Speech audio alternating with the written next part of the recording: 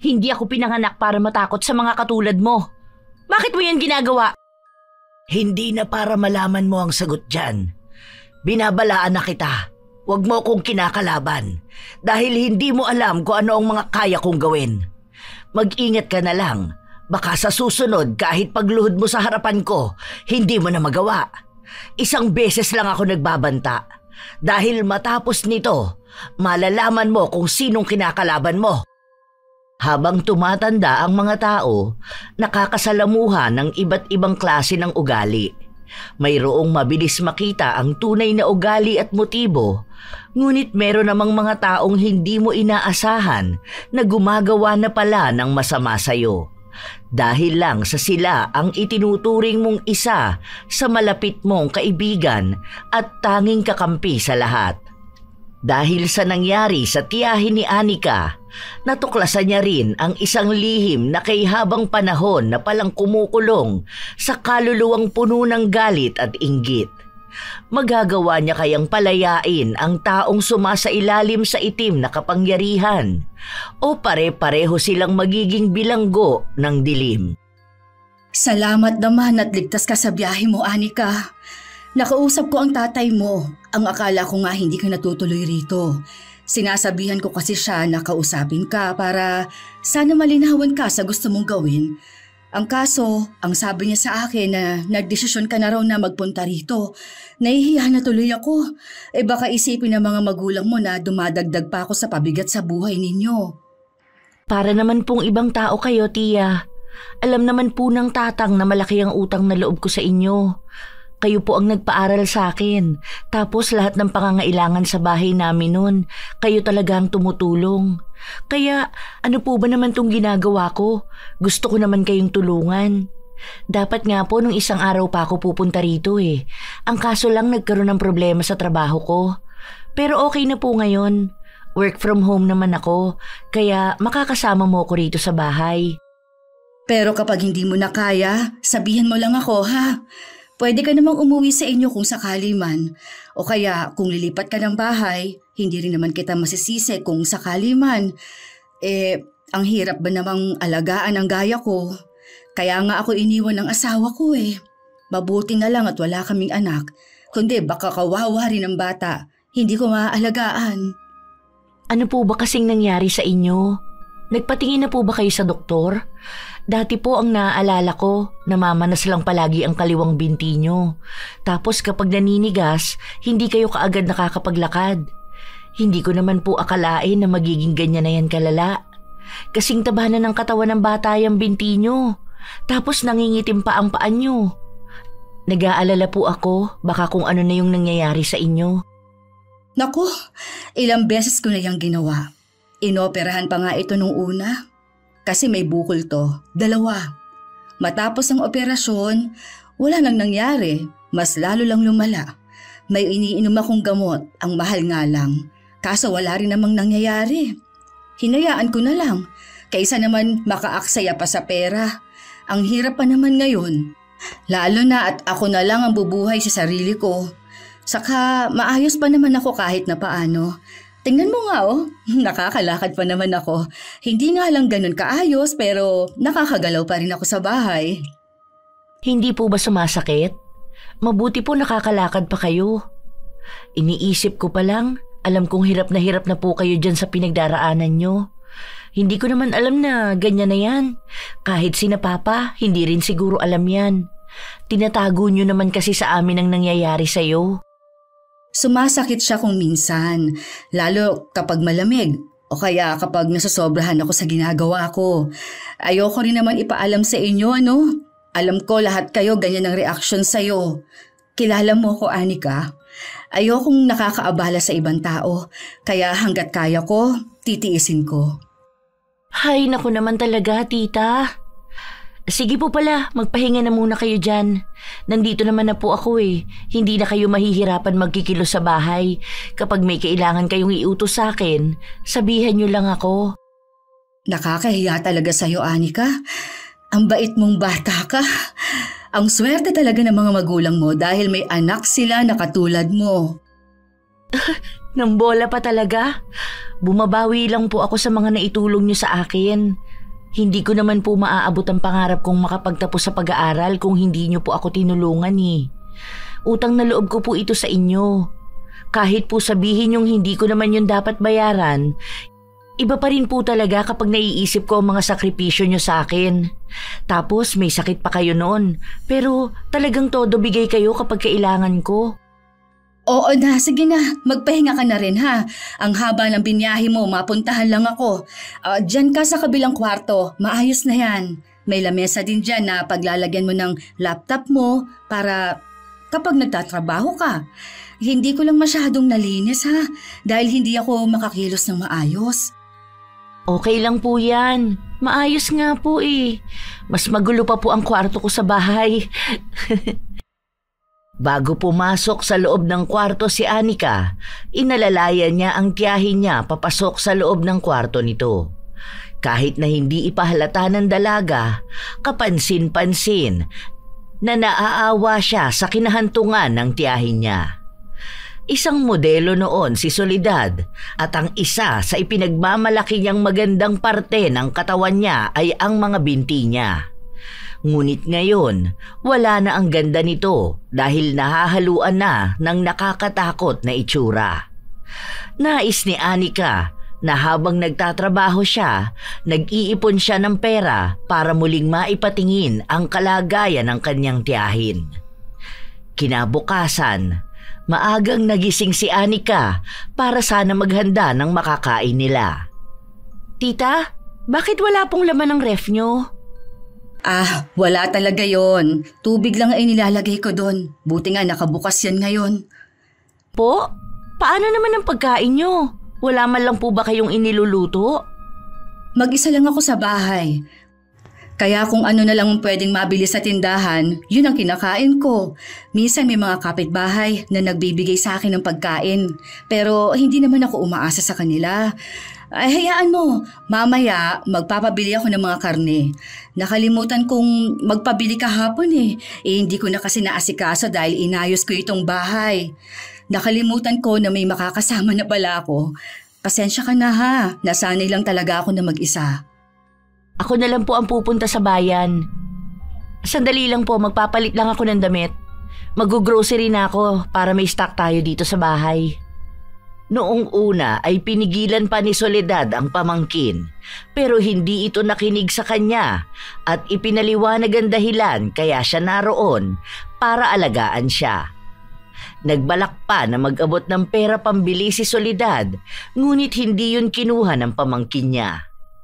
Madali lang din naman nalaman ng dalaga ang papunta sa bayan dahil may tricycle naman siyang nasakyan. Pagka-uwi niya sa bahay, napansin niyang tila may bisita ang tiyahin. Tita, nandito na po ako. Ay, hello po, magandang araw. Siya ang tinutukoy kong pamangkin ko, yung anak ng bunso kong kapatid. Kararating lang niya kahapon. Si Anika yan, ang paboritong pamangkin ko. Siya ba yung sinasabi mong mag-aalaga sa'yo? Mabuti na lang iha, nandito ka. Kasi naaawa na ako rito sa kaibigan ko. Hirap na to mag-isa sa bahay. Ako naman, dinadalaw ko siya pero syempre may katandaan na rin ako. Madalas na nasa bahay lang ako. Nakakapunta lang naman ako rito kapag pinapayagan din ako ng mga anak ko. Sandali lang po, magluluto po muna ako. Dito na lang din po kayo kumain. Maiwan ko po muna kayo ha para makapag-usap po kayo ng maayos. Ang bait ng pamangkin mong yan, ano? Halata naman kasi tingnan mo maasikaso rin. Ang ganda. Parang ikaw nung kabataan mo. Ganyan na ganyan ang katawan mo sa kanya. Balingkinitan at ang hahaba ng bias. Nakakamiss nga eh. Nakita ko ang mga pictures ko nung lumalaban pa ako ng mutya ng barangay. Ngayon, parang pang syokoy na ng barangay. Tingnan mo naman ang binti ko. Nakakatakot ng tingnan. Noon ang kinis nito eh. Talagang lilingunin ng mga kalalakihan. Ngayon, nililingon pa rin naman. Kaso, may halong pandidiri. Kung ano-ano na naman yung mga pinagsasasabi mo, Soledad. Kung may maitutulong lang talaga ako para maipa-opera ka, matagal ko nang ginawa. Kaso, alam mo na, walang-wala rin naman ako. Kahit ang mga anak ko nga, hindi na nakakapagbigay sa akin. May mga pamilya na kasi sila eh. Wala na yon, saka matanda na rin naman ako. Hinihintay ko na lang kung kailan ba ang kamatayan ko. Ilang dekada na tayo magkaibigan. Sa lahat ng pinagdaanan ko sa buhay, kasama kita. Kaya ayos na sa akin yung kakampi kita. Hindi mo na kailangang isipin ang pera sa operasyon ko dahil wala na rin naman akong balak magpa-opera. Naririnig ni Anika ang usapan ng dalawa. Doon niya lang napagtanto na naririnig na niya ang kwento ng tiyahin niya tungkol sa matalik nitong kaibigan na si Segunda. Pero ngayon niya lang ito nakilala. Pansin niya naman na mabait nga ito dahil isa rin ito sa nag-aalaga sa kanyang tiyahin. Mabilis na lumipas ang mga araw. Nagiging komportable naman si Anika sa bahay ng kanyang tiyahin. May mga araw na silang dalawa lang ang nasa bahay. Minsan naman ay bigla na lang dumarating si Segunda. Sanay na rin si Anika sa ganon, kaya nagpapasobra siya ng nilulutong pagkain. Magtatrabaho ka na ba? Mamaya pa po ako, panggabi po ako ngayon eh. Nagbago yung schedule, 1 buwan po akong night shift. Dapat pala natutulog ka ng hapon para hindi ka antukin. Panay ka pagbabantay sa akin eh. Hayaan mo ako, kaya ko naman ng ibang gawaing bahay. Hindi ako sanay na inaalagaan ako ng ganito. Isipin mo rin ang sarili mo. Hindi ka nagpunta rito para maging katulong lang talaga. Normal na pag-aalaga lang naman po ang ginagawa ko. Saka po, natutulog naman din ako. 8 hours duty lang naman po eh. Bago ako matulog, nagluluto na ako para paggising natin kinabukasan, iinitin ko na lang po. Doon pa lang sa amin sanay na po ako sa ganito. Minsan nga sa ingay ng mga tao doon, hindi na ako nakakatulog talaga. Hindi katulad dito na nakakapagpahinga talaga ako. Hindi ka ba nahihirapan sa ginagawa mong pag-aalaga sa akin? Hindi naman po. Oo nga po pala, malapit lang po ba ang bahay ng kaibigan nyo? Matagal na po ba kayong magkaibigan? Kasi naaalala ko, andun ata siya nung kasal ni na tatay. Hindi ko po masyadong matandaan kasi bata pa ako nun eh. Parang namumukhaan ko lang siya.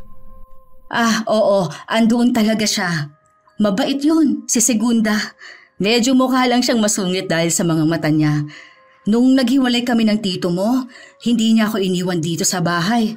Kahit noong unti-unti nang lumalaki ang problema sa binti ko, nasa tabi ko lang siya palagi. Kaya malaki ang pasasalamat ko na may kaibigan akong katulad niya. Kaya nga po medyo weird lang talaga sa feeling kapag nakikita ko siya. Parang masyado siyang misteryoso, ganun po. Alam niyo naman ako, medyo observer. Ganyan nga ang tingin ng iba sa kanya.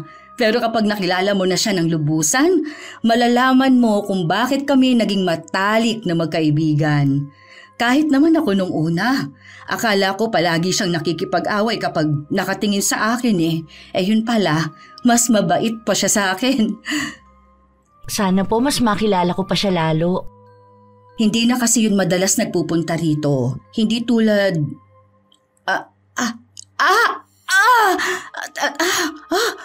Teka lang, ang sakit ng binti ko. Kumikirot. Aray ko. Ay, Diyos ko po. Ano pong nangyayari sa inyo, tita? Naku, umupo muna po kayo. Baka po nabigla kayo.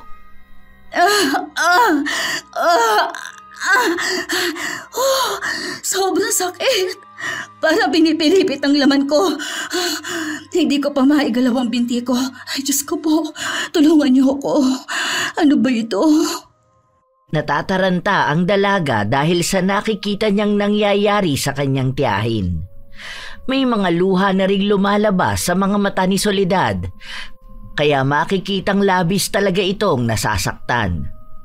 Ito ang unang beses na makita ng dalaga na nagkakaganito ang tiyahin niya, kaya hindi niya alam ang gagawin.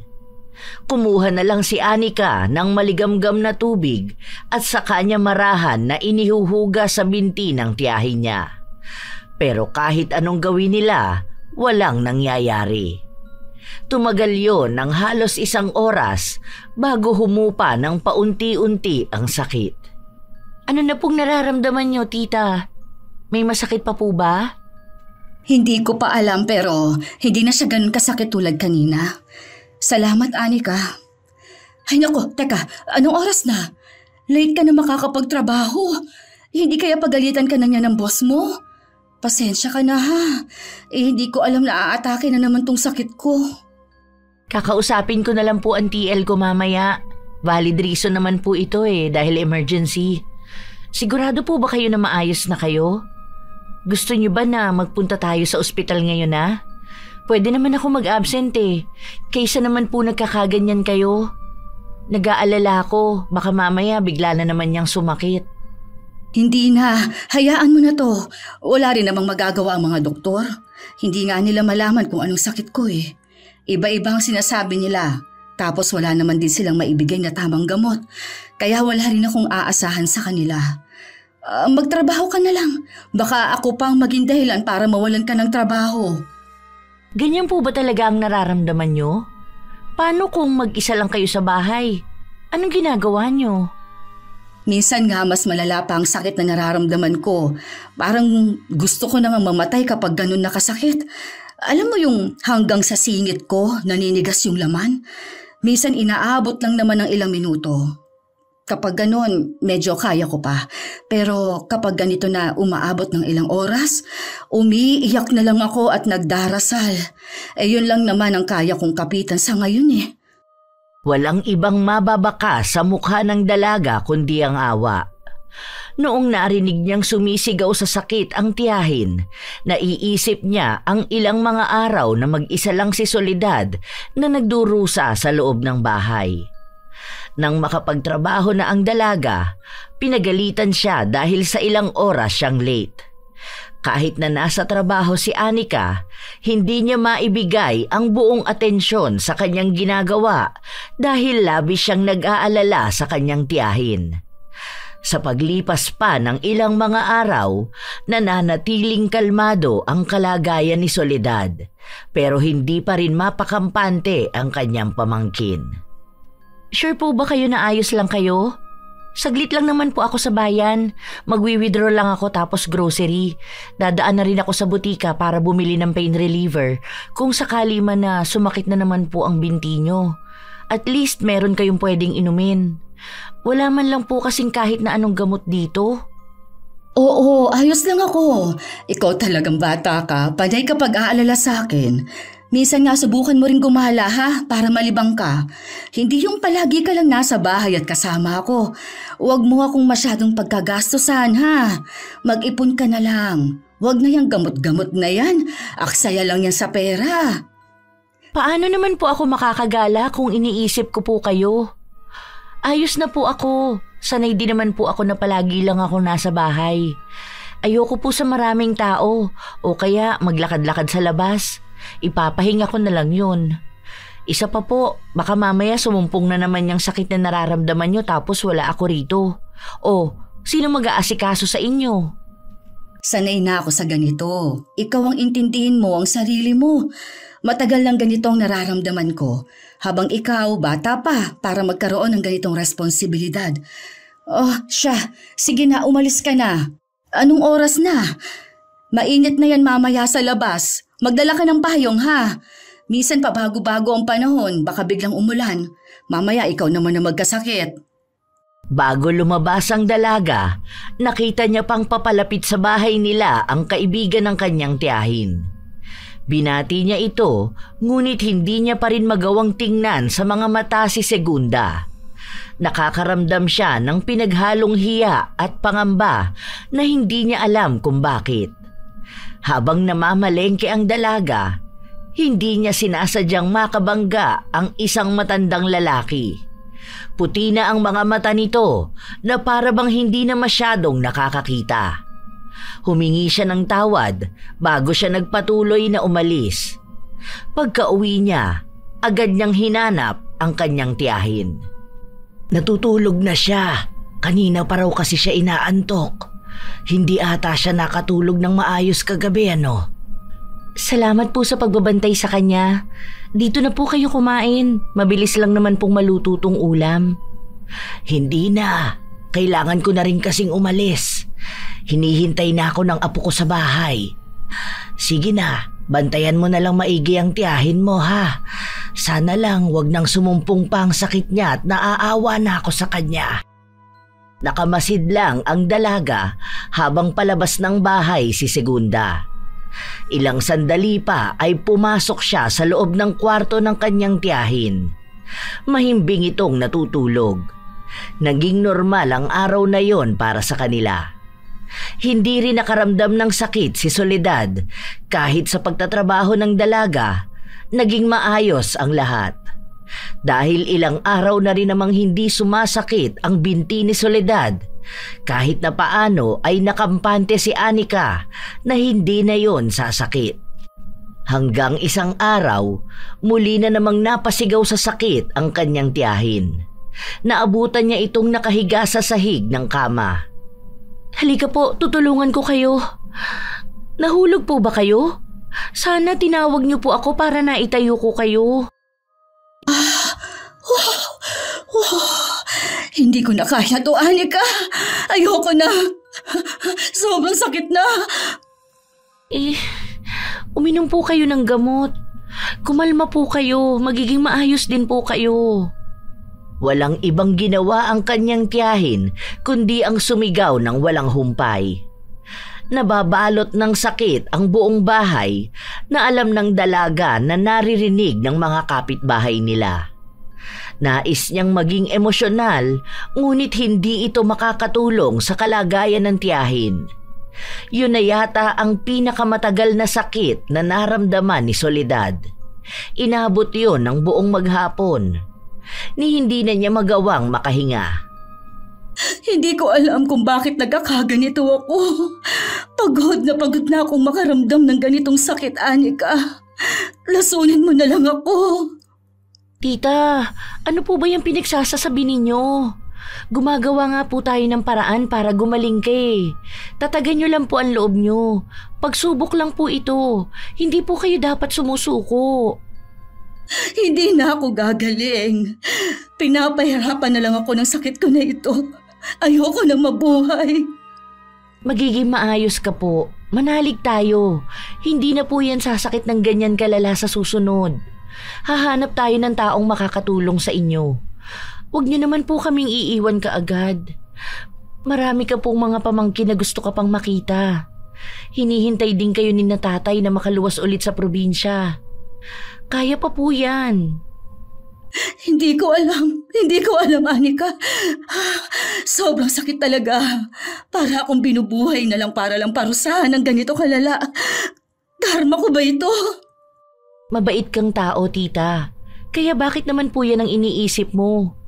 Kahit nga sinong kapitbahay ang makausap ko, nag-aalala sila sa'yo. Wala ka naman pong kaaway dito. Hayaan niyo po, tumatanggap ako ng ibang project para lang makaipon ako. Dadalhin ko kayo sa pinakamagaling na doktor. Pilit na pinapalakas ni Anika ang loob ng kanyang tiyahin. Kahit na alam niya at ramdam niyang hirap na nga ito sa kanyang pinagdaraanan. Nang humupa ang sakit na nararamdaman ni Soledad, pinatulog na siya ng pamangkin. Tumawag din ang dalaga sa kanyang mga magulang para ipaabot ang balitang nangyayari. Wala rin naman sa kanila ang makaluwas dahil wala silang sapat na pera at may mga inaalagaan din silang mga apo. Sinubukan din ni Anika na humingi ng tulong pinansyal sa mga sikat na personalidad na nag-aalok ng tulong. Pero alam niyang matatagalan pa bago may mag-abot sa kanila ng simpatya. Kaya ginagawa na lang niya ang lahat para lang makapag-ipon. 3 araw pa ang lumipas, naging maayos na naman si Soledad. Patuloy na umaalalay ang pamangkin niya. Day off mo ngayon, di ba? Ayaw mo ba magpunta sa MOA? Ano naman pong gagawin ko doon? Magpapagod lang po ako. Magdala ka lang kaya. O doon sa isang kainan na parang Japanese style ba yon? May nakita akong post nung anak ng kapitbahay natin. Galing sila doon. Maganda raw at masarap ang pagkain. Mahilig ka sa ganon, di ba? Sige na, libangin mo ang sarili mo. Minsan mo lang naman yung gagawin eh. Wala naman po akong kasama. Kung sasama po kayo, tara, pumunta tayo ngayon. Libre ko naman kahit anong pagkain ang gusto nyo. Nako, ayoko nga sa ganyan. Masyadong matao. Tapos, magiging pabigat lang ako sa'yo. Nakakahiya. Mamaya makita ng mga tao na mukhang halimaw ang kasama mo. Tingnan mo nga, mas lalong lumalaki tong binti ko. Ang bigat na. Kahit paglalakad, hirap na ako. Pansin ko nga po, kada sasakit yan lumalaki. Iniisip ko nga po na baka yung paglaki niya ng dahilan kaya sinasabi nyo na parang pinipilipit ang laman nyo. Ayan dapat ang ipa-check up. Alam mo ba, mas napapadalas nga ito ngayon. Sa loob ng buwan na to, 4 na beses ako nakaramdam ng sakit. Samantalang noon, 1 beses lang kada buwan. Ang unang beses kitang nakita na namimilipit sa sakit, nung bagong dating ako. Kailan ba yun? Friday po yun eh.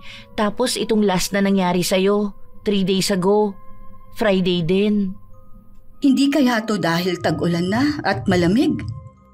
Hindi pa naman po ganun kalamig eh. Sa kabibihira lang umulan. Sobrang tirik nga ng araw nung Friday eh. So, wala pong kinalaman sa lamig yan.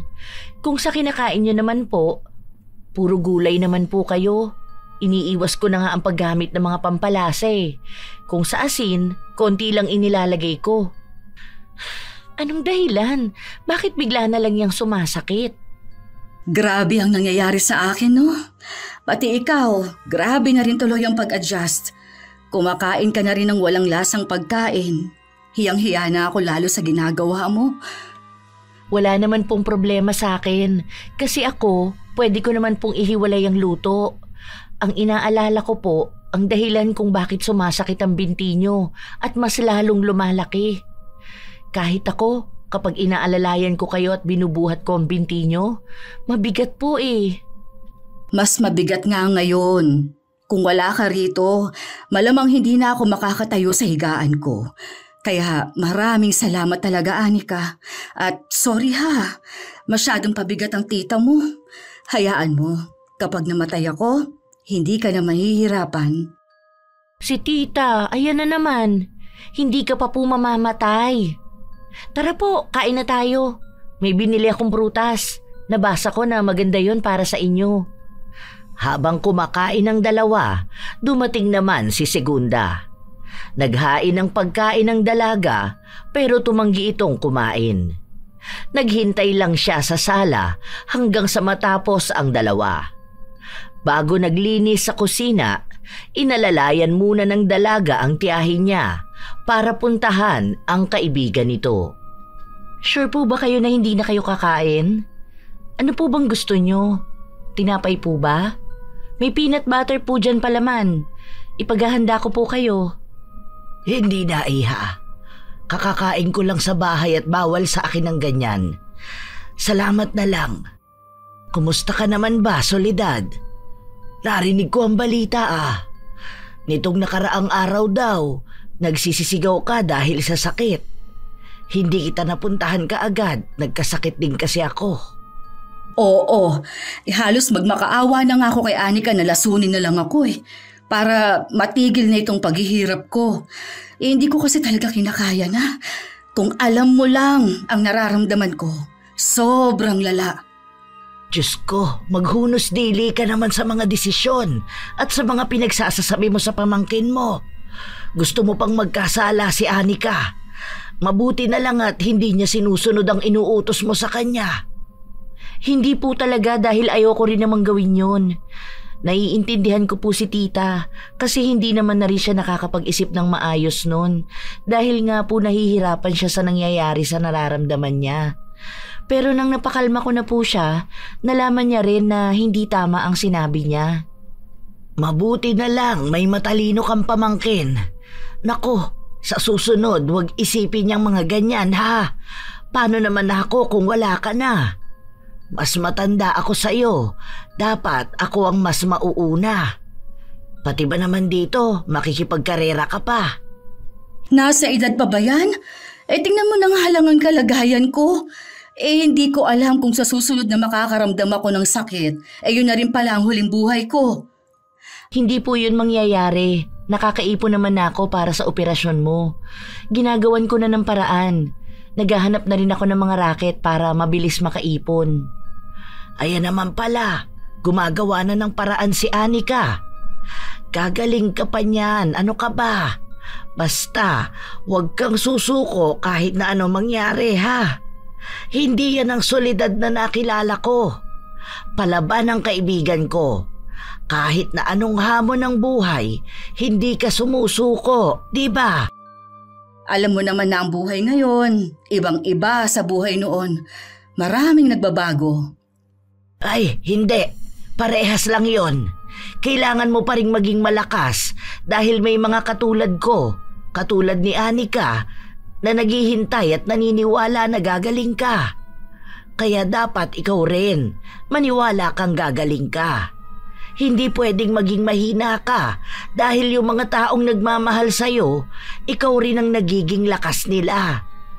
Hindi napigilan ng dalaga na mapangiti habang naririnig niya ang mga salitang sinasabi ni Segunda. Ngayon niya tila nauunawaan kung paano naging magkaibigan ang dalawa.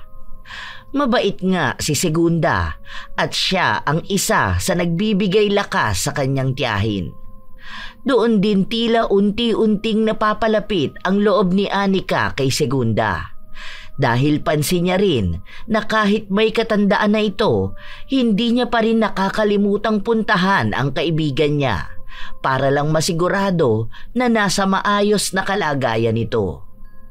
Sa paglipas ng mga araw, inaantabayan na ni Anika ang kalagayan ng kanyang tiyahin hanggang sa muling sumapit ang Biyernes.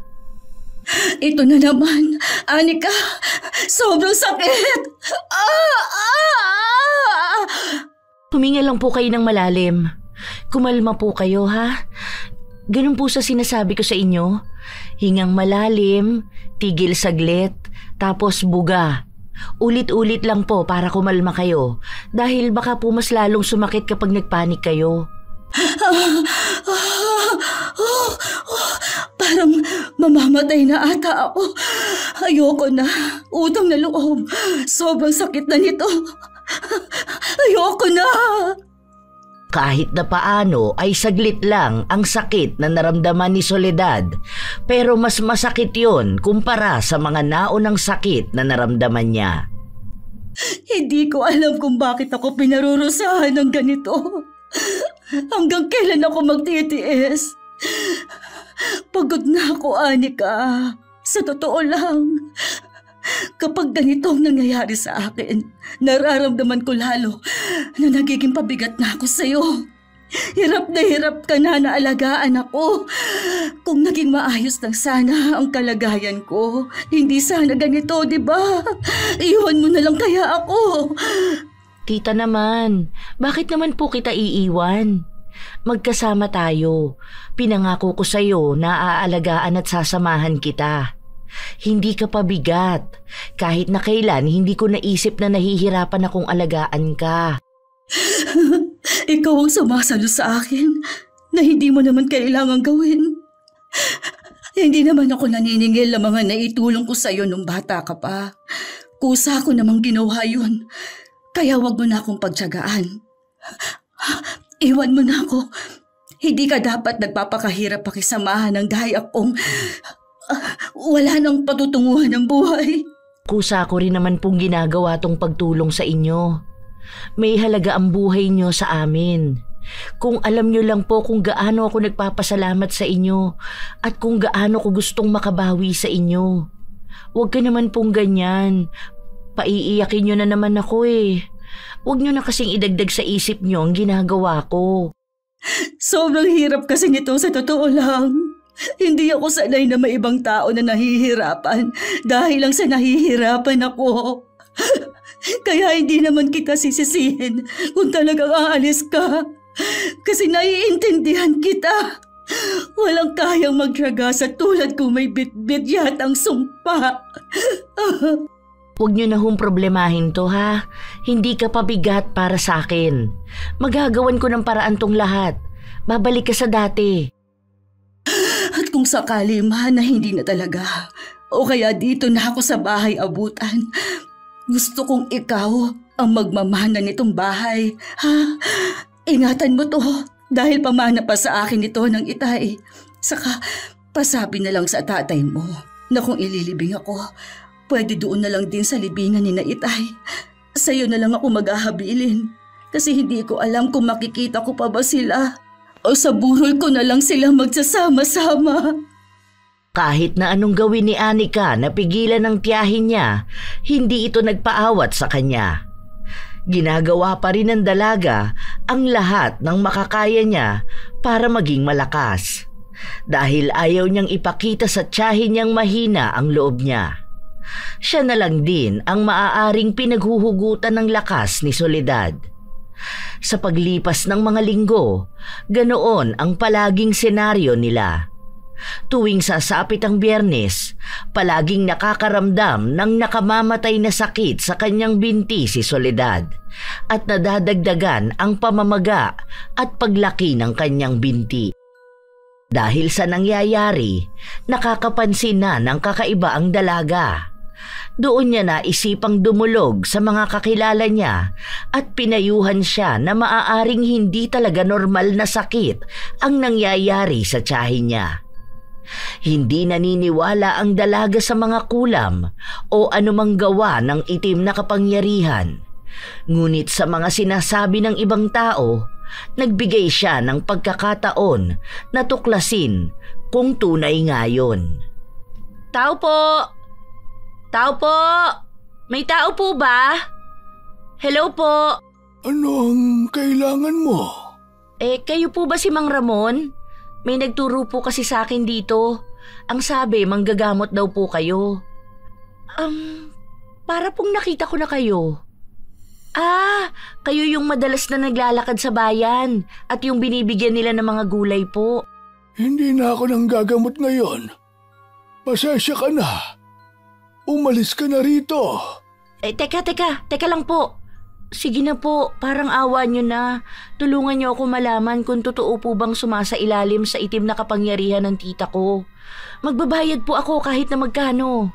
Please po. Mga ilang beses pang pinakiusapan ng dalaga ang matandang lalaki dahil ayaw na nitong manggamot pa. Wala naman siya ng iba pang malalapitan dahil base sa kakilala niya, ito daw ay isang magaling na manggagamot noon na sadyang dinadayo ng mga tao. Okay lang po ba ang 20K na bayad? Sa ngayon yan lang po ang ipon ko eh. Hayaan niyo po, pwede ko naman kayong hulugan monthly kada sasahod ako. Basta po malaman lang kung paano gagaling ang tita ko. Hindi ako tumatanggap ng pera. Susubukan ko munang alamin ang nangyayari sa tiyahin mo. Itong kandila, iukit mo rito ang buong pangalan niya. Sa likod niyan, ilagay mo naman kung kailan siya ipinanganak. Sinunod ng dalaga ang ipinag-uutos sa kanya. Nawala ang alinlangan niya dahil kung sakali man na ito lang ang tanging paraan para gumaling ang tiyahin niya, gagawin niya. Isinagawa na ng matanda ang orasyon sa kandila at iba't ibang kagamitan na hindi maipaliwanag ng dalaga kung ano nga ba ang mga yon. Ang alam lang ni Anika, sa tuwing dadampi sa kanya ang ihip ng hangin, nagtataasan ang mga balahibo niya. Matagal nang may kumukulam sa tiyahin mo. Sa nakikita ko, higit 2 dekada na ito. Pero paunti-unti itong nangyayari hanggang sa tuluyang lumakas ang pagkapit sa kanya ng kulam. Ang ibig sabihin, talagang totoong may kumukulam sa kanya? Ay, paano nangyari? Sinong gumawa? Bakit daw ho yun ginawa? Hindi ko alam kung sino ang gumagawa sa kanya nito. Kailangan pa maglaan ng ilang panahon para malaman dahil masyado na itong matagal. Pero ang nakikita ko, may panibagong kulam na ibinibigay sa kanya. Kailan pwedeng malaman? Bukas pwede po ba akong bumalik dito? Baka mamaya mas lalong lumala eh. Baka kung ano pang gawin ng lintik na mangkukulam na yon. Mababawian po ba natin siya? Sa Huwebes, bumalik ka rito. Magdala ka ng isang gamit na kumukonekta sa tiyahin mo. Kahit na ano. Susubukan ko kung anong magagawa ko. Dahil ngayon lang ako nakakita ng ganitong klase ng pangkukulam. Magaling ang gumagawa sa kanya. Pero iisang tao lang ang pinagtutuunan ng pansin ng mangkukulam. Maraming bagay na ang nabubuo sa utak ng dalaga. Hindi niya sigurado kung sino ang maaari niyang pagbintangan dahil hindi naman niya kilala ang mga taong nakakahalubilo ng kanyang tiyahin. 2 dekada na ang nakalipas at hanggang ngayon ay ginagawa pa rin yon ng mangkukulam. Ang naiisip na lamang ni Anika, maaaring nagpapatuloy pa rin ang koneksyon ng tiyahin niya sa gumagawa nito. Sa hindi mawaring dahilan, bigla siyang nakaramdam ng kaba, kasabay ang pag-isip niya sa pangalan ni Segunda. Ayos ka lang ba, Anika? Kanino ko pa napapansin na nakatulala ka riyan? Ano, nag-iisip ka na ba kung magtatagal ka pa rito o aalis ka na? Huwag kang mag-alala, hindi ako magtatampo sa'yo. Hindi po. May mga iniisip lang po ako ngayon. Tungkol lang po sa trabaho. Huwag na po kayong mag-alala, hindi ko rin naman po kayo iiwan. Oo nga po pala, hindi po ba pupunta si Tita Segunda? Matapos yung banggitin ni Anika, dumating si Segunda. Habang hinahayaan niya ang dalawa na makapag-usap, pinagmamasdan ng dalaga si Segunda. Hindi man siya sigurado, malakas ang pakiramdam niyang maaaring ito ang taong gumagawa ng masama sa kanyang tiyahin. Kung sakali man na totoo, bakit nga ba ito gagawin ng isang taong mabuti ang pakikitungo kay Soledad? Isa pang taong tinuturing niyang pinakamatalik na kaibigan. Sa paglipas ng mga oras, nakatulog si Soledad, kaya nagkaroon ng pagkakataon ng dalaga na makausap si Segunda. Tita Segunda, malapit lang po ba rito ang bahay niyo? 2 kanto lang. Hindi ka pa pala nakakapunta, no? Sa susunod, punta ka. May pamangkin akong single, kasing edad mo rin. Sige po, sa susunod po. Sobrang tagal niyo na pong magkaibigan ni Tita, no? Lahat na ata ng kaganapan sa buhay ng isa't isa, natunghayan niyo na. Ang galing din kasi nakatira lang kayo sa iisang lugar. Oo, siguro nasa 20 years old pa lang siya, magkakilala na kami. Mas matanda ako sa kanya ng 10 taon. Tapos naging magkaibigan kami, may asawa na ako noon. Unang asawa ko yon, tapos siya ang naging sandigan ko noong naghiwalay kami. Ang bait niyang tita mo, sobrang ganda pa kaya sikat siya dito sa amin.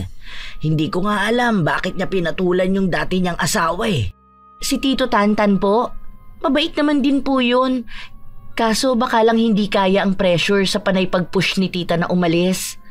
Noon pong magkasama kayo, ano pong tingin niyo kay tita? I mean, may nakakaaway kaya siya noon? Ay, yan ang kahit na minsan hindi nangyari. Ako ang pinakapalaaway kasi ang daming tao na nang-aabuso sa kabaitan niyang tiyahin mo. Tingnan mo, hanggang ngayon nga sobrang bait. Wala po kayong nakilala na may malaking galit sa kanya?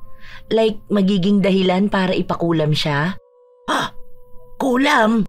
May napanood lang po kasi ako. Ewan ko, nababaliw na rin po siguro ko kakaisip. Panay ako overthink eh. May nakita kasi ako sa internet na mga kulam na yan. Kaso, hindi naman ako naniniwala sa ganun. Weird po, bigla ko lang naitanong. Dapat siguro, iha. Bawasan mo ang kapapanood mo ng mga ganyan. Kung ano-ano na lang ang naiisip mo. Sige na, uuwi na ako. May kailangan pa akong gawin. Huwag na po muna. Pwede naman kayong matulog dito sa amin. Anong oras na po? Makulimlim pa ang langit. Ay, hindi. Kailangan ko makauwi. Hindi ako sanay matulog sa bahay ng ibang tao. Bahay po ng kaibigan nyo ng ilang dekada? Hindi kayo sanay matulog? Bahay ng ibang tao? Ibang tao ang tita ko para sa inyo? Kailangan ako ng mga apo ko. Doon na tila ba nabuhay ang pagdududa ni Anika. Habang naglalakad palayo si Segunda, nakatitig lang sa kanya ang dalaga. Ilang sandali pa, lumingon ito sa kanya. Nababalot ng misteryo si Segunda, bagay na ayaw palampasin ni Anika. Magaling siyang kumilatis ng isang tao, kaya alam niyang may kung anong kakaiba sa kaibigan ng kanyang tiyahin. Kung tunay man ang hinala niya, nais niyang malaman ang tunay na dahilan kung bakit nga ba yun nagawa ni Segunda. Inilihim din ng dalaga ang tungkol sa pagdulog niya sa manggagamot dahil alam niyang hindi sasang-ayon ang tiyahin sa ganong pamamaraan. Isang gabi, habang abala ang dalaga sa kanyang trabaho, narinig niyang muli ang malakas na sigaw ng kanyang tiyahin. Agad siyang napatakbo papunta sa kwarto nito. Hala, tita, ano pong nangyayari sa inyo? Wag mong hawakan, sobrang sakit. Mas masakit to ngayon. Dahil umaabot na hanggang sa singit ko ang sakit. Hindi humupa ang pagsigaw ni Soledad sa sakit. Hanggang sa kinabukasan ay ganun pa rin. Hindi katulad ng mga naunang pinagdaanan niya na matapos ang mahabang oras ay babalik na sa normal ang nararamdaman niya.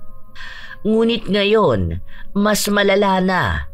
Mangilang beses na rin siyang nagmakaawa sa pamangkin niyang tapusin na lang ang paghihirap niya, pero ayaw ni Anika. Alam niyang may ginagawa na naman ang taong kumukulam sa kanyang tiyahin. Ilang araw ang lumipas, walang nagbabago. Hindi naaalis ang sakit ni Soledad at ilang beses na rin kinausap ng dalaga ang albularyo. Sinasabi lang sa kanya na maaaring pinapalakas ng mangkukulam ang ginagawa niya dahil nararamdaman nitong may ginagawa na silang pangontra. Pinagsabihan din siya ni Mang Ramon na mag-ingat. Dahil sa oras na malaman ng mangkukulam ang ginagawa niya, maaaring isa siya sa bawian nito. Tita, kumain na po muna kayo. Pakiramdam ko sa sabog na ang binti ko sa sobrang sakit. Bakit ba ganito, Anika? Hanggang kailan ba ako pahihirapan ng ganito? Gusto ko nang magpahinga. Ayoko na. Huwag po kayo mag-alala, tita. Malapit na kayong gumaling. Malapit na akong gumaling. Alam mo ba na ilang araw na akong ganito? Hindi na ito gagaling pa. Mas tatanggapin ko pang mamatay na lang ako kaysa mabuhay bit-bit ang paghihirap na ito. Maniwala po kayo, tita. Lahat ng nararamdaman niyong yan, ibabalik natin yan sa taong may gawa sa'yo. Pinapangako ko po sa'yo, magbabayad siya sa ginagawa niyang masama sa'yo. Hindi napansin ni Anika na habang nagsasalita siya, pumasok sa loob ng kwarto si Segunda. Hindi niya rin naman inaasahan na dadalaw ito dahil ilang araw na rin siyang hindi nagpapakita. Soledad, ano nang nangyayari sa iyo? Nakarating sa akin ang balita. Kahapon ko pa nga sana gustong pumunta rito eh. Hindi na magtatagal ang buhay ko. Hindi ko na talaga kaya itong nangyayari sa akin. Magiging maayos ka rin. Huwag kang mawala ng pag-asa, ha? Manalig ka, gagaling ka. Halika, magdasal tayo. Tama po, tita. Manalig lang po kayo. Hindi po tayo pababayaan ng may kapal.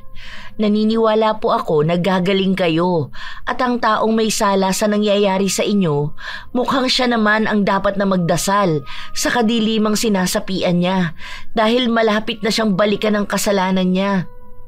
Matalim ang mga mata ni Segunda habang nagsasalita si Anika. Mukhang pareho lang silang nagpapakiramdaman sa mga nangyayari. Hindi iniwan ni Anika ang tiyahin niya, kasama ang hinihinala niyang mangkukulam. Kahit nautusan siya ni Segunda, naging matigas siya. Dahil iniisip ni Anika na kapag iniwan niya ang tiyahin niya, maaaring may gawing masama na naman si Segunda. Ayaw niyang magpatalo sa kakayahan nito. Habang lumilipas ang oras, hindi napapakali ang matanda dahil bawat galaw niya ay nakamasid ang dalaga. Makalipas ang maghapon, doon na lang nagpaalam na umalis si Segunda. Pero bakas ang pagkairita sa kanya. Ihahatid ko na po kayo sa pinto. Mag-iingat po kayo sa pag-uwi nyo. Hindi ko naman po kayo pwedeng ayain na dito na lang kayo sa bahay matulog kasi po ayaw nyo naman. Anong ginagawa mo? Ginagawa ko? Inaalalayan kayo palabas sa bahay. Kayo po, anong ginagawa nyo? Huwag mo akong paglaruan, bata. Alam kong may ginagawa ka. Hindi na ako para sa hulaan na ganito. Marami nga po akong ginagawa. Katulad na lang ng pagluluto, paglalaba, pagtatrabaho. Depende na lang po kung anong gawain ang tinutukoy nyo. Gawain ba na may kinalaman sa ginagawa nyo rin? Huwag ka nang makialam. Kung ayaw mong pagsisihan sa huli ang mga ginagawa mo. Hindi ako pinanganak para matakot sa mga katulad mo. Bakit mo yung ginagawa? Hindi na para malaman mo ang sagot dyan. Binabalaan na kita. Huwag mo akong kinakalaban dahil hindi mo alam kung ano ang mga kaya kong gawin. Mag-ingat ka na lang. Baka sa susunod, kahit pagluhod mo sa harapan ko, hindi mo na magawa. Isang beses lang ako nagbabanta. Dahil matapos nito, malalaman mo kung sino ang kinakalaban mo. Agad na ring umalis si Segunda. Kahit na nakaramdam ng takot ang dalaga, pinanindigan niyang matapang siya. At kahit anong gawin ng mangkukulam na yon, hindi mawawala ang kagustuhan niyang lumaban para sa kapakanan ng kanyang tiyahin. Hindi na nawala sa isipan ni Anika ang usapan nilang yon. Ilang linggo ang lumipas, hindi na nagparamdam pa si Segunda. Habang si Soledad naman ay patuloy pa ring nagdurusa sa sakit na hindi nawawala. Mamaya po nandito si Ate Venus. Kasama niya si Emma, yung panganay niyang anak. Bakasyon daw kasi ngayon at nabalitaan po nila yung nangyayari sa'yo. Sana sinabi mong wag na silang mag-aksaya pa ng oras sa akin. Katulad mo, dapat umuwi ka na sa inyo eh. Hindi po ako uuwi hanggat hindi ko natatapos ang ginagawa ko. Yung pinsan mo, sabihan mo na wag nang tumuloy. Sige na, nahihiya na ako sa mga ginagawa ninyo sa akin eh. Ang dami ko nang naiistorbong tao. Wag na, please naman Anika. Kung alam mo lang kung paano ako nakakaramdam ng hiya sa inyo. Kailangan din po kasi na may magbabantay sa inyo. Sa mga susunod na araw po mapapadalas na wala ako rito. May mga inaasikaso po ako, pero hindi ko muna po pwedeng sabihin sa inyo kung ano ang mga yun. Kaya ko namang mag-isa. O kaya si Segunda. Pakikiusapan ko na lang siya. Noong nakaraang punta niya rito, hindi ba ang sabi niya kapag kailangan ko siya, ipatawag lang siya? Sa ngayon, ang kaibigan ko na yon ang kailangan ko. Hindi ko po alam kung pupunta pa yun dito. At wag niyo po sanang mamasamain ang sasabihin ko. Pero hindi niyo na po dapat asahan ng matanda na yun. Hindi niyo siya kaibigan. Siguro po, kayo tunay na kaibigan ang tingin niyo sa kanya. Pero siya, ang dami niyang tinatago sa inyo. Hindi po ibig sabihin na naging mabait siya sa pakikitungo sa inyo ng mahabang panahon. Yun na nga ang tunay niyang ugali. Magaling siyang magtago, kaya hindi niyo nahahalata. Anong sinasabi mo, Anika? Kilala ko na si Segunda. Matagal na kami magkaibigan. Sa lahat ng nangyari sa buhay ko, palagi siyang nasa tabi ko. Bakit? May naging pagtatalo ba kayo nung huling beses siyang nagpunta rito? Kaya ba hindi na siya nagpapakita sa akin? Hindi ko po maipapaliwanag sa ngayon. Kaya naaayos ko na po ang lahat. Kapag natapos ko na po ang mga dapat kong gawin, malalaman niyo po ang ibig kong sabihin. Kahit na pinilit siya ni Soledad, pinilit pa rin ng dalaga na itago ang anumang nalalaman niya. Nang naroon na ang pinsan niya, agad na ring nagtungo si Anika sa bahay ng albularyo na tumutulong sa kanya. Pagpunta niya roon, kapansin-pansin na masama ang pakiramdam ni Mang Ramon. Pero hindi yun naging dahilan para tumigil sila sa ginagawa nilang pakikipaglaban sa mangkukulam. Pero halata pa rin na hirap ang matandang makipaglaban. Sa paglipas pa ng mga araw, hindi pa rin nagpaparamdam si Segunda hanggang sa isang gabi, habang inaasikaso ng dalaga ang kanyang tiyahin, nakaramdam siya ng kakaiba. Ang sakit ng binti ko. Para ring namamanhid. Hindi ko maiapak. Parang may kuryente. Ang sakit. Uy, baka naman nadaganan mo kanina. Namumulikat ba? Hindi po. Sobrang sakit. Parang yung laman ko hinahalukay. Aray ko. Naku po, Diyos ko. Wag naman sanang ganito ang mangyari sa'yo sa nangyayari sa akin. Baka nahawaan na kita ng sakit ko. Magpasama ka na kay Venus. Magpunta na kayo sa ospital bago pa lumalayan. Hindi ako pupunta sa ospital. Hindi to magagamot ng mga doktor.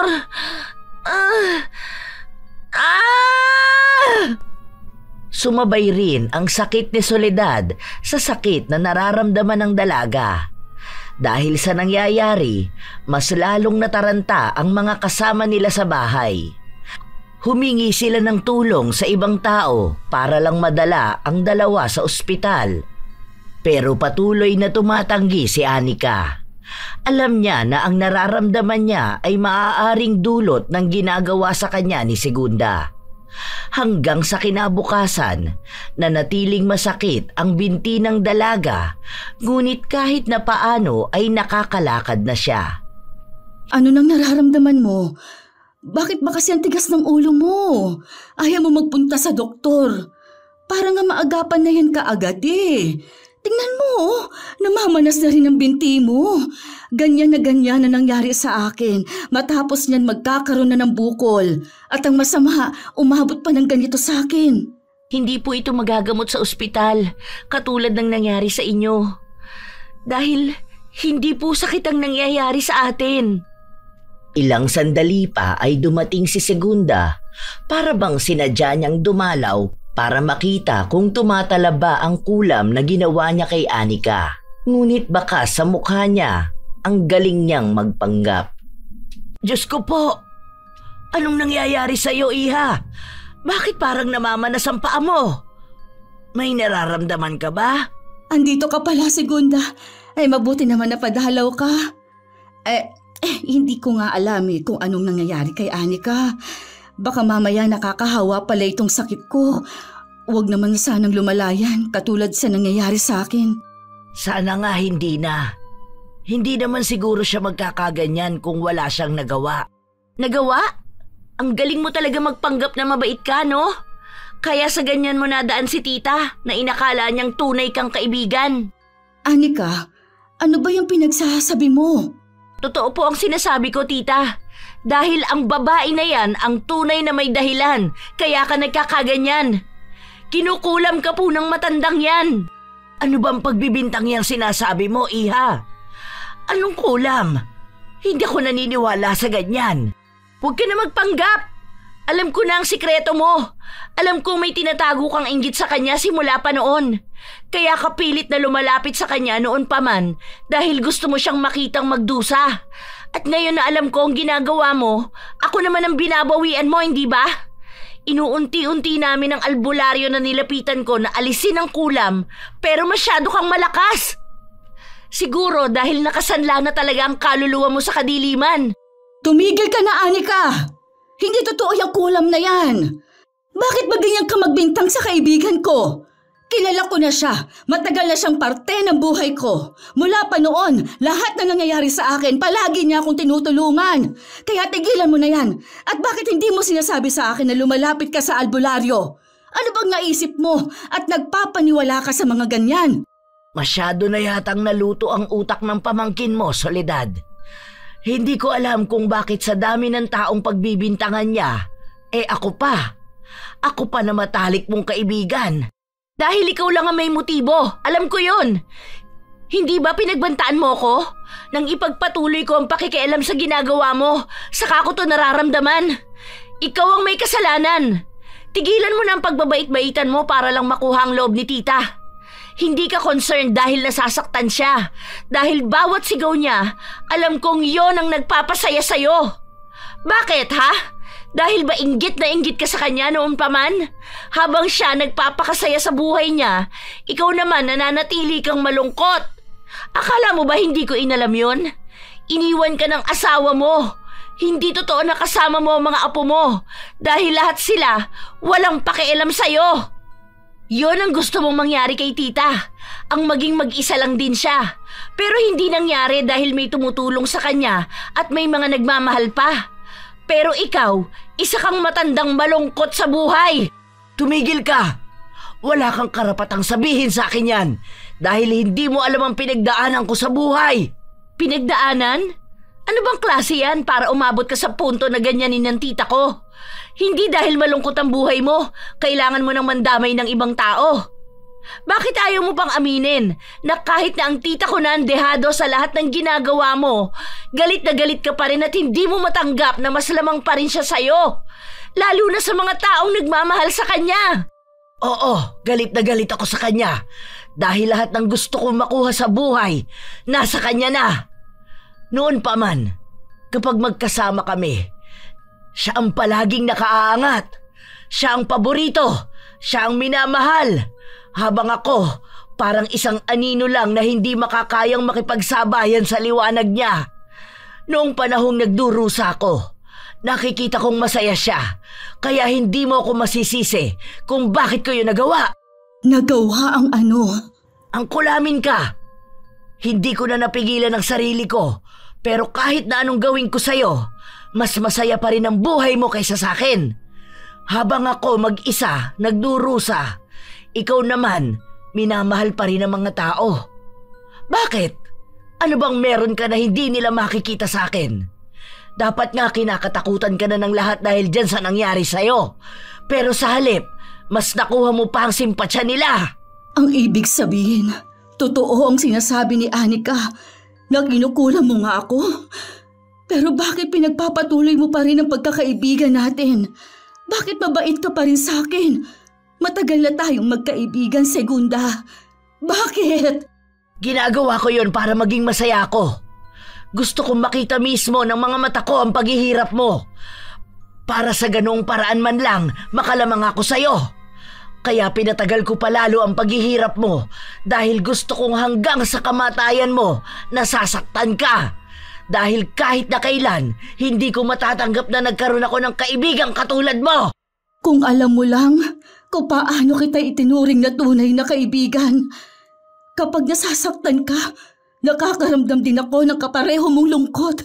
Kung alam mo lang kung paano ko ipagdasal na sana palagi kang nasa maayos na kalagayan, na makaya mong harapin ang mga problema mo sa buhay. Kung sana alam mo lang kung paano ako humahanga sa katatagan mo dahil kahit hindi mo nakikita at hindi ko sinasabi, nagkakaroon din ako ng inggit sa'yo. Hindi ko alam na lahat pala ng ipinakita mo sa akin ay peke. Ang ilang dekada nating pagkakaibigan, lahat pala yun, binubuhay lang ng galit at inggit. Alam ko na kaya mo pang magbago. Naniniwala ako na may kabutihan pa sa kalooban mo. Wala nang natitirang kabutihan sa akin. Lahat kayo, pagdaraanan ng kaparehas na sakit na meron ka. Kaya ang ginagawa mo, Anika, wala yang magiging laban sa akin. Tanggapin mo na lang din ang katotohanan na matutulad ka sa tiyahin mo. Matapos yung sabihin ni Segunda, ay agad na rin siyang umalis. Doon muling nagsimulang makaramdam ng sakit sa kanyang binti si Anika at ang patuloy na paglaki ng binti niya. Namamaga na ito at parang napupunit ang balat niya sa sakit. Walang humpay silang sumisigaw at ilang minuto lang din ay dumating si Mang Ramon. Parang awa mo na, Mang Ramon. Tulungan mo kami ni Tita. Hindi ko na talaga kinakaya to. Kagagaling lang ng mangkukulam na yun sa bahay. At alam kong pahihirapan niya pa kami lalo. Lumalaban siya ngayon. Hindi ko alam kung kakayanin ko. Pero sinusubukan ko na. Kapag nakuha ko na ang kahinaan niya, matatalo natin siya. Naniniwala ako na kaya mo, Mang Ramon. Parang awa mo na. Tulungan mo kami. Nagpatuloy ang matandang albularyo sa pagriritual. Nababaka sa mukha niya ang hirap na pinagdaraanan niya dahil maging siya ay nakakaramdam ng sakit katulad sa nararamdaman ng magtiyahin. Ang tubig na ginagamit ni Mang Ramon sa pakikipagkonekta sa pangkukulam ay napapalitan ng kulay hanggang sa maging itim ito ng tuluyan. Inabot yon ng ilang oras bago sila nakaramdam ng kaginhawaan. Doon lang sila tila nakahinga ng maayos. Bumagsak sa sahig sina Anika at Mang Ramon. Ano na pong nangyari? Nagawa ko siyang matalo. Sa totoo lang, sa dami kong nakasagupang mangkukulam, siya ang pinakamalakas. Buong buhay niya, inalay niya sa galit. Hindi ko akalain na kakayanin ko siya. Dahil kung hindi ko siya magagawang matalo, mamamatay tayong tatlo. Salamat po, Mang Ramon. Ano nang mangyayari kay Tita ngayon? Mawawala na ba ang sakit niya? Mahabang panahon pa ang gugugulin bago mawala yan. Hindi ganun kadali. Dahil ilang dekada niyang bitbit yan. Paunti-unti. Pero hindi na siya magiging katulad noon. Nang makabawi ng lakas ang matanda, saka siya nagpaalam na umalis. Nais pa siyang bayaran ni Anika pero hindi ito tinanggap ni Mang Ramon. Sinabi niya na sapat na ang lakas at kapangyarihan na nakuha niya mula sa mangkukulam. Ang pagkapanalo niya mula sa labanan nila ni Segunda ay isang parte na tutulong sa kanya para maging mas magaling pang manggagamot. Hindi naman yun maunawaan ni Anika, kaya muli na lang siyang nagpasalamat sa naging malaking tulong sa kanya ni Mang Ramon para lahat sila ay makalaya sa sumpa na dala ng inggit. Ano na pong nararamdaman niyo ngayon, Tita? Maayos na ang binti ko, hindi na siya masakit. Pero hindi ko pa rin siya mabuhat dahil ang bigat. Salamat nga pala sa ginawa mo para sa akin, Anika. Hindi pa kita pinaniwalaan. Tapos nadamay ka pa. Paano kung hindi tayo nanalo laban kay Segunda? Ano nang kahantungan ng buhay mo? Bata ka pa. Marami ka pang pangarap na nais abutin. Ang isa sa pangarap na naabot ko ngayon ay ang maalis ang sakit na pinagdaraanan niyo ng mahabang panahon. Malaya na po kayo. Gagawa na lang po natin ang paraan ng binti niyo. Ano na ang mangyayari sa kaibigan ko? Ayos lang ba siya? Ang sabi ni Mang Ramon, pwede na po natin yan ipa-opera. Matapos po nun, pwede na po kayong makalakad ulit. Paunti-unti po, maibabalik din ang dati niyong sigla. Bakit po parang malungkot kayo? Ang sabi ni Mang Ramon, hindi niya alam kung anong babalik kay Segunda, pero alam niyang may malupit itong matatamo dahil yun daw ang unang beses na babalikan siya ng kulam. Bakit po ba iniisip niyo pa rin ang babae na yun? Hindi po ba dapat nagagalit kayo sa kanya dahil ilang taon niya kayong pinahirapan? Hindi ako makaramdam ng galit sa kanya. Sa halip ay naaawa ako. Ang dami niyang pinagdaanan sa buhay. Oo, pinahihirapan niya ako. Pero hindi ba't mas pinahihirapan niya ang sarili niya? Hindi siya makawala sa sarili niyang galit. Binago siya ng sarili niyang kamalian. Alam mo, iyon ang pinakamahirap takasan sa lahat. Dahil hindi niya alam na sarili niya na mismo ang kinasusuklaman niya nang hindi niya namamalayan. Hindi lang ako ang trinaydor niya, pati ang sarili niya. Nauunawaan ni Anika ang mga salitang yon at alam niya na kahit na anong mangyari, mananatili pa ring mabait ang tiyahin niya. Mahirap talagang tanggapin na ang kaibigan niya mismo ang taong may pakana kung bakit siya nahirapan ng mahabang panahon. Malalim ang pinagsamahan nila kahit na hindi totoo ang pinapakita ni Segunda. Paghilom ng katawan at damdamin ang kailangang gawin ni Soledad. At sa mga panahong nasa proseso siya ng paghilom, ipinangako ng dalaga na palagi niyang sasamahan ang tiyahin.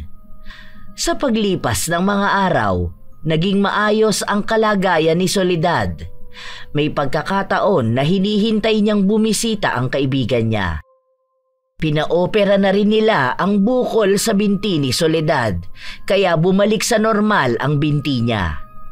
Inabisuhan sila ng doktor na maaaring abutin niyo ng 2 taon pa bago tuluyang maging maayos ang paglalakad niya. Dumating ang araw na silang 2 na lang ulit ang nasa bahay. Dama ang maraming pagbabago. Gusto niyo po ba ng gatas, tita? Mamaya na lang bago ako matulog. Ang lalim naman po yata ng iniisip niyo. Kanina ko pa napapansin na nakatulala kayo dyan sa bintana. Huwag niyo po sabihin na hinihintay niyo na naman ang kaibigan niyo. Hindi na po yun magpapakita at hindi na po natin alam kung ano bang nangyayari sa kanya. Isipin niyo na lang po na isa na lang siyang multo ng nakaraan niyo. Hindi ako mapakali eh. Hindi ko maalis sa utak ko kung ano ng kalagayan niya.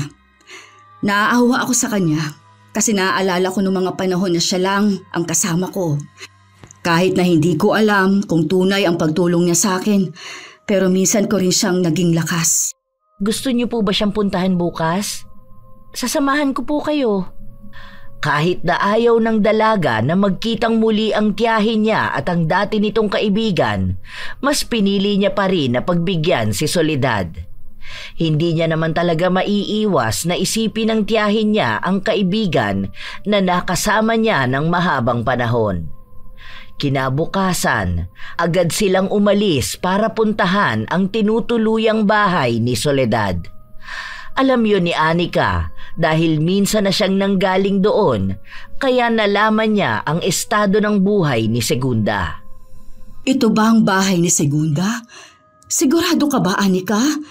Parang bahay ito ng aso. Luma na at sira-sira. Ito na po talaga ang bahay niya. Matagal na siyang hindi nakatira sa bahay ng asawa niya, tapos wala na rito ang mga anak niya. Nung hinahanap ko siya, dito ako tinuro ng mga tao. Nung una, hindi ako naniniwala sa kanila hanggang sa nakita ko siya mismo na pumasok dito. Diyos ko po, ano na kayang kalagayan niya ngayon? Bakit hindi man lang niya sinabi sa akin noon na ganito na ang nangyayari sa kanya? Dahil siguro magmumukha siyang talunan. Ayun din po siguro ang dahilan kung bakit galit na galit siya sa'yo. Kaya kahit na anong pilit mong pakitaan na magkaibigan kayo, ipinagpapatuloy niya pa rin ang pangkukulam sa'yo. Pumasok na po tayo sa loob. Sa labas pa lang ay nangangamoy na malansa, para bang sugat na hindi nalilinis. May mga langaw rin na nagkalat sa paligid.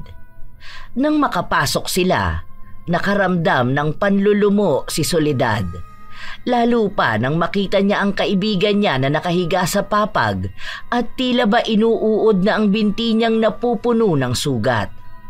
Ang loob ng bahay, magulo at marumi. Hindi ganon ang itsura ng bahay na iniisip niyang madadatnan niya. Dahil kilala niya si Segunda, ayaw nito ng magulo at marumi. Ano pang ginagawa niyo rito? Masaya na ba kayo sa nakikita niyo? Ano ba naman tong nangyayari sa'yo, Segunda? Halika, ako na ang maglilinis sa mga sugat mo. Ay, naku po, baka magkaroon ka pa ng infeksyon dahil sa mga langaw. May kinakain ka pa ba? Huwag ka nang magpanggap na mabait sa akin. Matuwa ka na lang na bumalik sa akin ang lahat at kinakarma na ako. Sapat na tong nakikita nyo. Lumayas na kayo! Naaawa kami sa kalagayan mo. Kahit na may nagawa kang masama sa amin, hindi naman kami kasing sama ng ugali mo. Hindi ko kailangan ng awa ninyo. Ayoko magmukhang kaawa-awa sa kahit na sino. Alam kong ayaw mo nang kinaawaan ka. Pero hindi ko naman matiis na hayaan kang ganito lang. Hindi man kaibigan ang turing mo sa akin, pero ako, may natitira pa rin akong awa sa'yo bilang tinuring kitang tunay na kaibigan. Hayaan mong tulungan kita kahit na sa huling pagkakataon lang. Hindi mo kailangang humingi ng tawad sa akin. Hindi mo na kailangang magpasalamat. Hayaan mong tulungan kita dahil alam mong yon ang ugali ko. Isa pa, gusto ko ring masigurado na kahit na paano ay maging maayos ang kalagayan mo. Hindi ako matatahimik kung palagi kong maiisip na sa ganitong pamumuhay ka magtatagal. Patawarin mo ko kung tingin mo na nalalamangan kita noon. Pero gusto ko lang malaman mo kung gaano ako humanga sa iyo dati. Alam mo ba na ikaw ang isa sa dahilan kaya naging matatag ako? Dahil gusto kong maging matatag katulad mo na handang harapin ang anumang hamon ng buhay. Umaasa ako na sa mga nangyayari sa iyo ngayon, huwag sanang mawala ang ugali mo na yon. Makalimutan mo man ang pagkakaibigan natin, pero sana huwag mong kalimutan kung sino ka bang talaga bago ka pa nagpalamon sa galit. Kung sana mas nakilala mo ang sarili mo sa kung paano kita nakilala, siguro hindi mo ako kaiinggitan. Kaso wala na eh. Huli na ang lahat. Hinihiling ko na lang na magkaroon ng himala para maging maayos ka at dumating ang araw na mapagtanto mong merong ka ring natatanging ugali na tiyak ko'y kaiinggitan ng iba. Sadyang nabulag ka lang sa galit. Hindi mo kailangang maging mabait sa akin. Ilang taon kang naghirap sa ginawa ko. Dapat magalit ka. Pagtawanan mo ako. Kutyain mo ang nangyayari sa akin. Sabihin mong karapat-dapat sa akin ito dahil masama akong tao at isinanla ko ang kaluluwa ko sa kadiliman. Huwag mo na akong pahirapan pa dahil lang sa pagiging mabuti mong tao. Hindi ko sasabihin yan kahit na kailan. Hindi ko maaatim na magsalita ng masama sa kapwa ko. Gusto mo bang humingi ako ng tawad sa'yo? Bago ka humingi ng tawad sa akin, humingi ka muna ng tawad sa sarili mo. Ikaw muna dapat ang unang magpatawad dahil doon mo lang tunay na malalaman kung ano ang dapat mo na pagsisihan. Sa mga salitang yon, tila nagising si Segunda, ngunit nanatiling matigas ang puso niya. Katulad ng sinabi ni Soledad, tinulungan niya ang dating kaibigan para malinisan ang katawan nito. Dahil ang sugat nito sa binti ay mas malala sa kung ano ang naranasan niya noon. Inuuod din ito dahil sa mga langaw. Pilit na pinagtatabuyan ni Segunda ang dalawa, ngunit hindi ito nakikinig sa kanya. Nang araw din na yon ay dumulog sila sa mga ahensya na maaaring makatulong kay Segunda dahil wala namang pamilya ang nais na kumupkop sa kanya. Yun na lang ang huling pagtulong na naiisip ni Soledad. Ang araw na yun din ang huling beses na nagkita ang dalawa. Sa paglipas ng panahon, tuluyan ang gumaling si Soledad. Iniisip niya na yon ang pangalawang buhay na ipinagkaloob sa kanya at nais niyang gamitin yon para maging mas makabuluhan pa ang kanyang buhay. Si Anika naman, nagpatuloy na rin sa kanyang mga pangarap. Umalis na siya sa poder ng kanyang tiyahin para magpunta sa ibang bansa. Si Soledad naman ay nag-ampo ng pamangkin niya na pwede niyang alagaan at ituring na anak para magkaroon din siya ng makakasama niya sa bahay niya. Hindi na rin kasi niya naisipan pa na mag-asawang muli. Ang huling balita na natanggap ni Soledad tungkol sa kaibigan niya ay ilang operasyon na ang ginawa sa sugat niya, ngunit wala pa ring nangyayaring paggaling. Wala naman siyang alam kung maaari yung ipagamot sa albularyo, lalo na at si Segunda rin ang may kagagawan ng nangyari sa kanya. Galit at inggit, dalawang bagay na nakakasira ng maraming pagsasama at nagiging hadlang para sa pagkakaibigan. Kahit na ilang dekada pang abuti ng pagkakaibigan, minsan Hindi masasabi kung gaano katagal doon ang tunay at gaano katagal ang pagpapanggap na lang. Nagawa ni Soledad na makalaya sa sumpa at matanggap ang isa sa mabibigat na pagtataksil ng taong inakala niyang kakampi niya. Habang si Segunda ay patuloy na nakakulong sa sumpa ng galit na siya mismo ang nagbigay buhay. Hindi niya magawang makalaya sa pagkakamali na siya mismo ang kusang dumulog. Dahil paano magagawang lumaban sa sumpa kung ang kalaban mismo ay ang sarili niya? Shout out sa ilan sa masusugid na tagapakinig ng mga istorya ni Lola Telang. Elise Padilla, Rochely Del Rosario, Girly Satur, Leonila Padolina, Kim Ortiza, Pinky Hepertor, Nailen Alaba, Nora Mejia, Laika Grace Dayaw, Marie Cowley, Lovely Rose Roa, Melanie Sanyo, Regine Sarosal, Jen Alikaykay, Luri Ann Vitalicio, Marco Nanes, Lovelia Esteriaga, Limay 34, Mayren Notarte, Cesan de la Cruz, Cresilda Sotil, Florence Hervasio, Nenita Aguilera, Erlinda Tolenada, Bert Ryan, Jenny Masalunga, Estela Olaño, Bondaki TV, Max Lorraine Golyena, Bret Hart, Hazar Marvez Bongkak, Gloria Taer, mga taga-barangay Amsik, Escarda Family, Taer Family, Armada Family, Katakata Family, Marana Campos Family, Odorio Family, Leonard Mike Roy ng Team Manok at sa lahat ng members from Angeles City, Pampanga. Shout out sa ating top commenters na sina Mike James Tapak, Sydney Crosswind, Vicky Yabut, Belen Malbas, Cheryl Bronyosa, Leonisa Cobo. Shout out din sa lahat ng mga OFW sa buong mundo, sa lahat ng masisipag na mga mananahi, mga driver, mga bakery staff, mga housewife, mga lola at sa bawat isa sa inyong laging nakikinig sa ating channel. Ako ang inyong Lola Telang at maraming salamat sa pakikinig, mga apo.